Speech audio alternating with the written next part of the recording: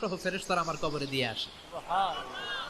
সাহাবারা বললেন, ইয়া রাসূলুল্লাহ কাইফা সালাতুনা মা'রুদাতুন আলাইক, আপনি মরে যাওয়ার পরে আমাদের দুরূদ কেমন করে আপনি দেখবেন? ওয়াকাদ আরিমতা, আপনি তো পচে গলে মাটির সাথে মিশে যাবেন।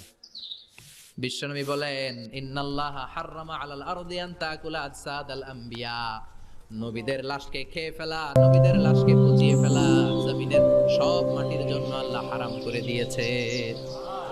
নবীদের লাশ পচে না, নবীদের লাশ গলে না। যারাই বিশ্বনবীর উপর দুরূদ পড়বেন, আপনার নাম সহ, আপনার বাবার নাম সহ, মালাইকাতু সাইয়াহিন, একদল ফেরেশতা আছে শুধু রাউন্ড দেয় গোটা ওয়ার্ল্ডে।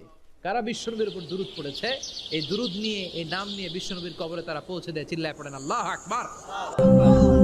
এরপরে বিশ্বনবী বলতেন, জুমার দিনে সূরাতুল কাহাফ পড়বা, কাহাফ পড়া সুন্নাহ। সূরাতুল কাহাফ পড়তে রাজি আছেন? আগামীকাল রাজি আছেন তো? 18 নম্বর